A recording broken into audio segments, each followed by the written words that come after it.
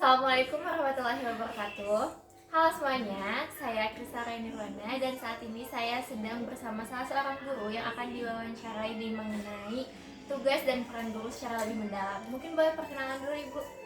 Assalamualaikum warahmatullahi wabarakatuh. Perkenalkan, nama saya Rima Eka Oktaviani. Kebetulan saya guru di SMK salah satu SMK swasta di Tasikmalaya. Baik. Oke, mungkin langsung saja ya Ibu. Di sini saya penasaran mengenai tugas guru di sekolah. Sebenarnya apa saja sih yang harus diselesaikan oleh guru? Tugas-tugas apa saja yang harus diselesaikan oleh guru di sekolah? Selain mengajar ya. Kalau intinya sih mengajar. Cuma karena memang tugas guru itu banyak, selain yang pertama itu mengajar, kemudian menyusun RPP untuk pembelajaran, menyusun strategi pembelajaran, menentukan tujuan pembelajaran, kemudian memberikan penilaian kepada siswa, kemudian lagi membimbing siswa, salah satu itu tugas guru juga. Kemudian mungkin di luar itu guru itu harus berkolaborasi dengan orang tua serta teman-temannya, mungkin rekan kerjanya, untuk mendukung pendidikan yang lebih kondusif.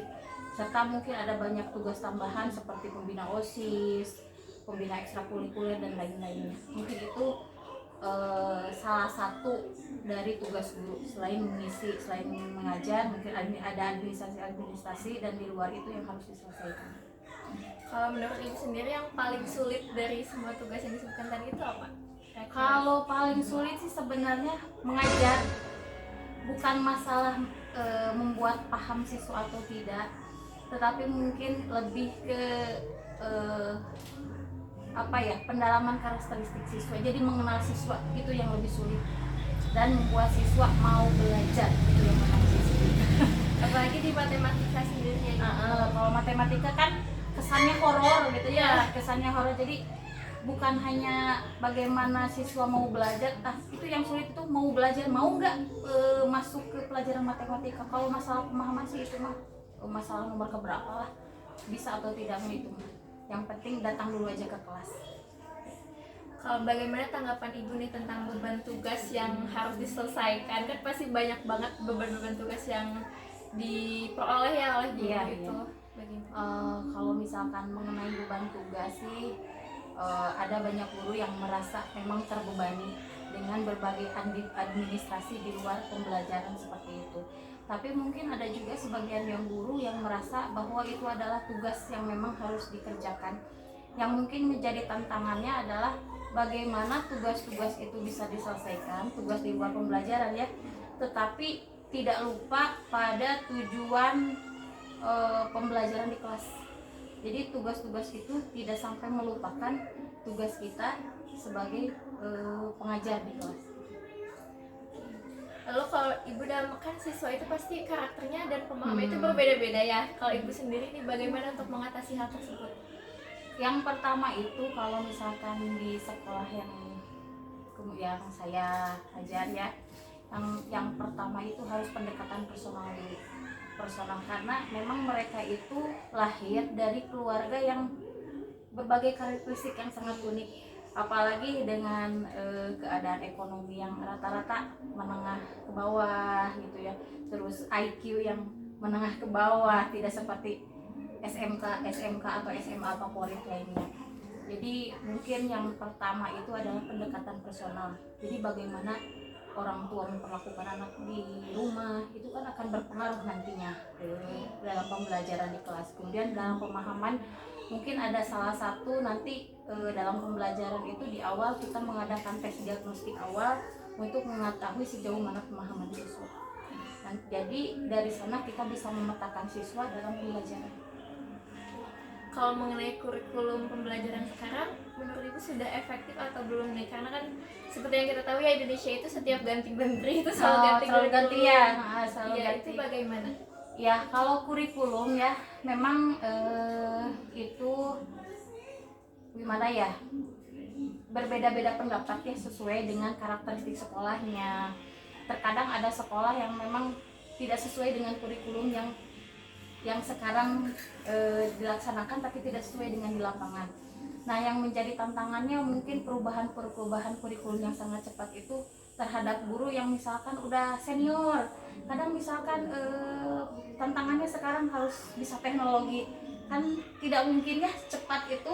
Kadang teknologi kalau yang udah senior gimana ya, gaptek ya, mungkin gaptek ya, mungkin itu untuk kurikulumnya. Kalau untuk pembelajarannya mungkin yang harus ditekankan itu sebenarnya kolaborasi antara guru, orang tua, serta masyarakat luas supaya lebih mendukung pembelajaran yang lebih kondusif.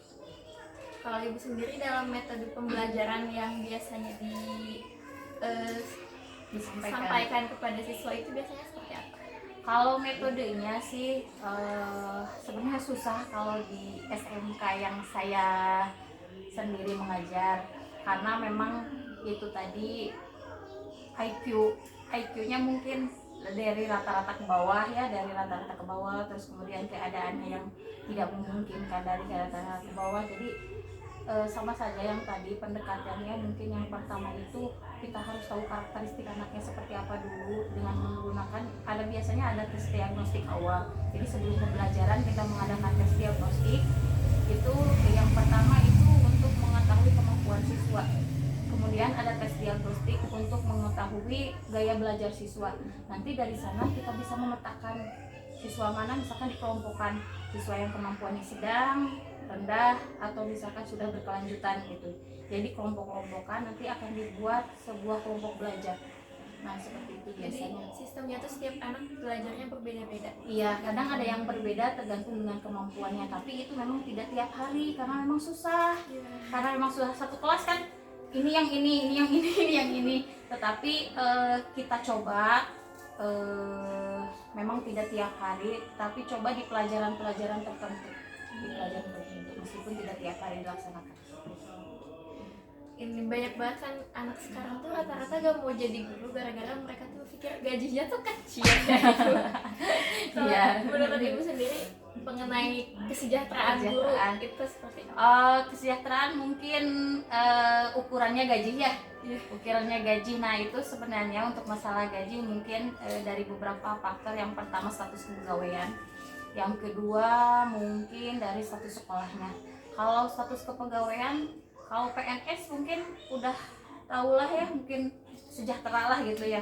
Tetapi mungkin permasalahannya di honorer gitu kan ya. Honorer juga mungkin ada yang terbagi ke swasta sama negeri. Biasanya kalau di negeri honorer itu ada apa ya, kalau di SMK sama SMK itu ada diberikan dari pemerintah langsung dari Jawa Barat. Nah tapi kalau di swasta itu beda lagi, dari kemampuan bagaimana sekolahnya masing-masing. Misalkan kalau sekolah SD yang boarding atau seperti itu mungkin memang kesejahteraannya cukuplah gitu. Tapi ada sekolah swasta kecil yang mungkin kesejahteraannya masih kurang. Jadi memang kita tidak bisa memukul sama rata. Cuma kalau misalkan honorer dengan seperti itu untuk kesejahteraan memang masih kurang. Yang mungkin yang ramai lagi sekarang ya P3K. Nah gitu, P3K. Nah itu memang meningkatkan mungkin kesejahteraan. Mudah-mudahan kedepannya juga lebih sejahtera gitu, seperti itu.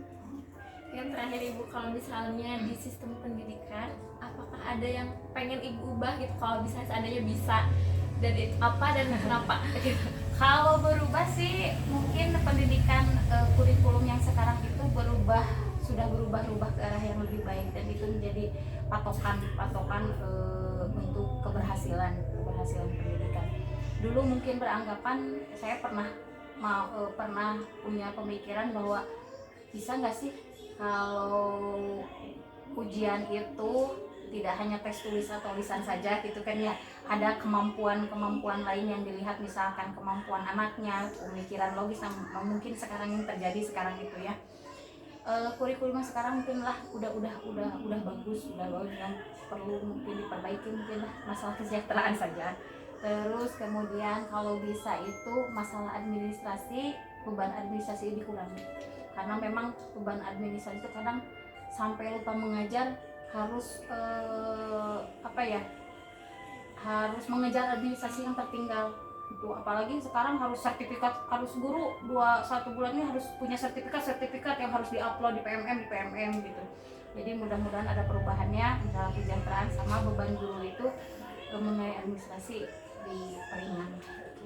Jadi hanya fokus kepada tugas guru itu sebagai pendidik dan pengajar aja, Iya, jangan jangan terlalu kemana-mana gitu, fokus aja di sana dulu. Iya. Ya, mungkin Ibu sudah, terima kasih sebelumnya, mohon maaf atas mengganggu waktunya.